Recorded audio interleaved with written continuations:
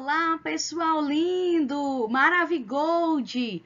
Vamos lá continuar nosso conteúdo, né? Aqui nós falamos aqui agora do renascimento artístico, falamos na aula passada, e agora vamos focar mais no científico, né? Aqui lembra, né, que eu falei para vocês, né, do corpozinho, da galera da anatomia. Então vamos olhar também aí para a questão científica e como foi aí o processo de atuação desse renascimento na Europa.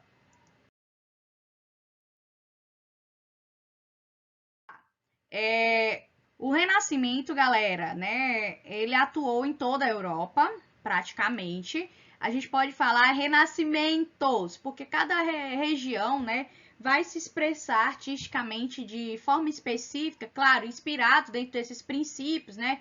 Em especial da valorização do homem, né, do ser humano. E aí a gente tem um movimento que é burguês, é a burguesia que vai financiar esse processo, né, artístico, a arte não é barato. Então, eles estão ganhando dinheiro, estão lucrando com o comércio, e é as cidades que vão impulsionar esse movimento, né, chamado Renascimento. Então, não é um movimento que vai acontecer lá no meio do campo, não, tá? E nem é todo mundo, é um movimento intelectualizado. Então, por causa dos ganhos econômicos aí, né, da burguesia, que vai haver um financiamento até desses artistas. Então, não é algo assim fácil, né, para se desenvolver. Os lugares em que mais existe o desenvolvimento do comércio são os lugares que vão dar espaço, né, para esse renascimento. E aí a gente tem, né, as cidades italianas como o local onde vai iniciar, tá? É o local em que a maioria dos historiadores concordam em que houve o início, né, o pontapé inicial do que é o renascimento. Por quê?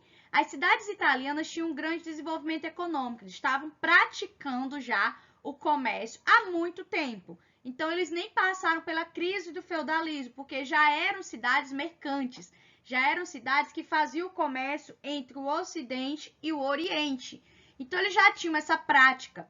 E com esse processo, eles estavam vivendo, né, o que eu falei até a aula passada, o chamado intercâmbio cultural. Então, eram cidades abertas, né, para artistas se manifestarem, né, que valorizava esse processo. Eram cidades extremamente ricas por causa do comércio, onde circulavam moedas, riquezas. E aí, esses, né, grandes comerciantes italianos, eles vão praticar o que a gente chama de mecenato.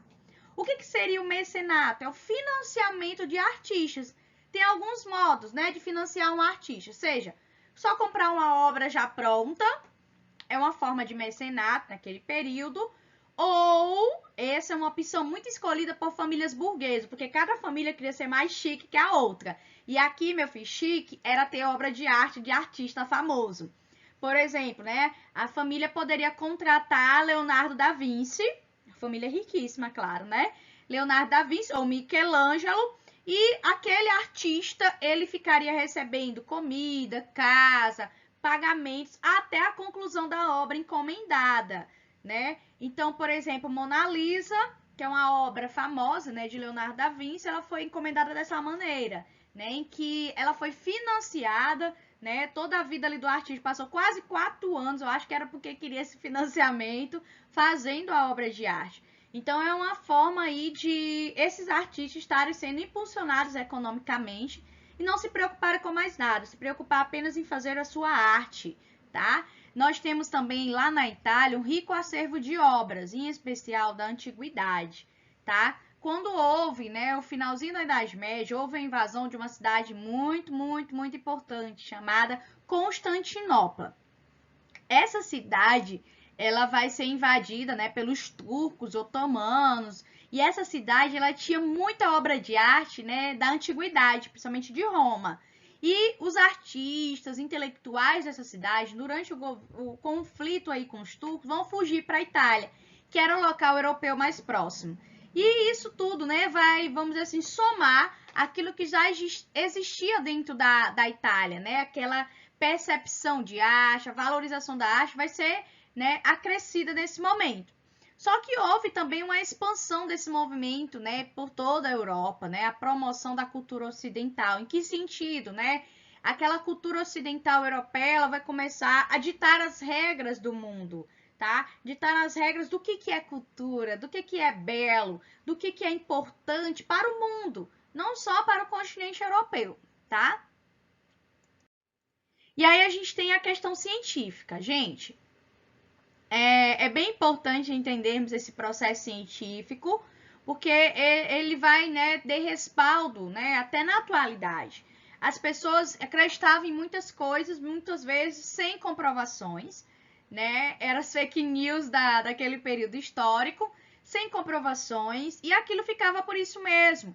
E na Idade Moderna, isso não vai ser aceito, né? Tudo vai ser questionado. Se chegasse para um moderno renascentista e dissesse, olha, isso é uma caneta, eles iam perguntar, será?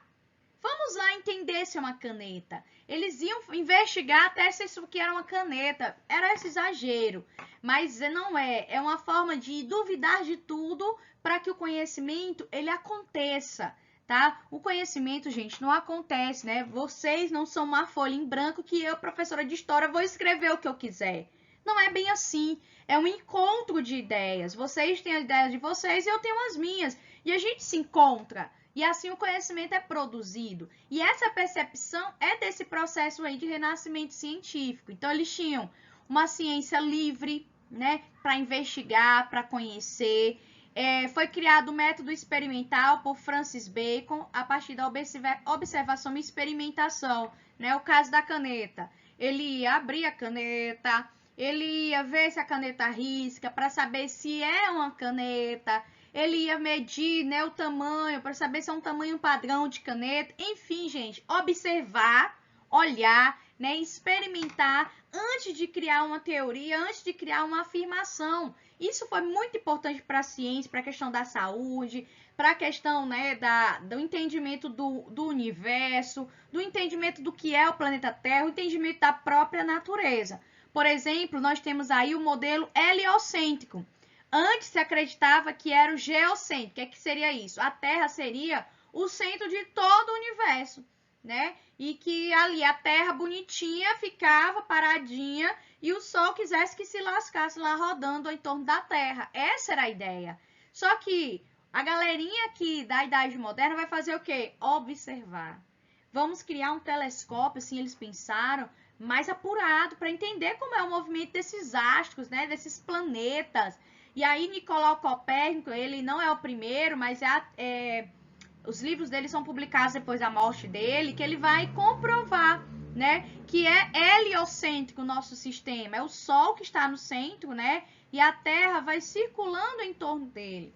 Então, é um processo aí que vai garantir novas, né, posturas e ideias, né, científicas. Então, a gente tem também no final do século XVI, por esse impulso de conhecer melhor o microscópio, que vai dar para entender melhor o que é célula, né? Visualizar melhor as bactérias. Então, aí a gente vai vendo um salto muito grande em termos de desenvolvimento científico. E a gente percebe que o Renascimento não é um movimento que ficou lá estagnado. Grande parte daquilo que eles pensavam, daquilo que eles elaboravam, a gente ainda tem hoje, né? A percepção de mundo. Claro, a gente já tem outras confirmações científicas, mas essa ideia de duvidar, né, de questionar tudo que nos é informado, também vem aí desse período do Renascimento, tá? Então, gente, ficamos por aqui com o nosso conteúdo. Tudo de bom, galerinha. Se cuidem. Até mais!